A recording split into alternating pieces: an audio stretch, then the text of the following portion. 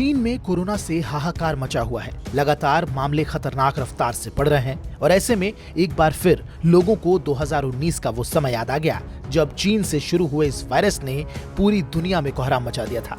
चीन में बढ़ते कोरोना मामलों ने भारत को भी चिंता में डाल दिया है। चिंता उस BA.7 वेरिएंट को लेकर भी है जिसने चीन में कोरोना को विस्फोटक रूप दिया है। भारत में भी उस वेरिएंट के 5 मामले सामने आ गए हैं। हालांकि इसी बीच कोविड-19 के हालत पर नजर रखने वाले देश के सबसे अग्रणी डाटा एक्सपर्ट IIT कानपुर के प्रोफेसर मनिंदर अग्रवाल ने देश में वायरस के बढ़ने की संभावना को लेकर एक राहत की बात कही है।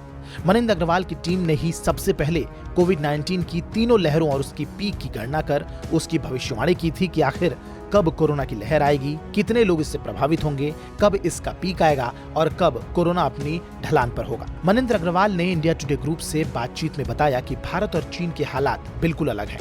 चीन ने कभी भारत में आई दूसरी कोविड-19 की लहर को फेस नहीं किया है।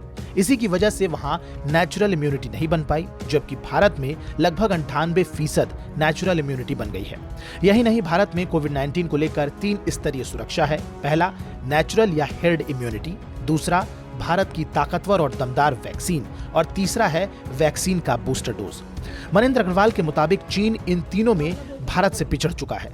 मनिंदर अग्रवाल मानते हैं कि कठोर लॉकडाउन के चलते चीन को यह स्थिति फेस करनी पड़ रही है और जब तक लोगों में नेचुरल इम्यूनिटी नहीं बनेगी तब तक कोरोना का सामना नहीं किया जा सकता।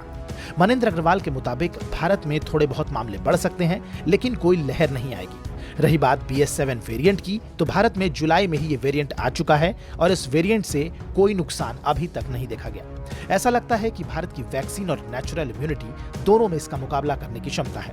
ऐसे में देश में थोड़े मामले जरूर बढ़ सकते हैं लेकिन ना तो कोई लहर आएगी ना ही कोई पीक आएगा और इसीलिए बहुत चिंता की बात नहीं है। हालांकि सरकारें कोविड प्रोटोकॉल लागू करेंगी जो एहतियातन जरूरी भी है, लेकिन भारत में चीन जैसे हालात की कोई संभावना नहीं है।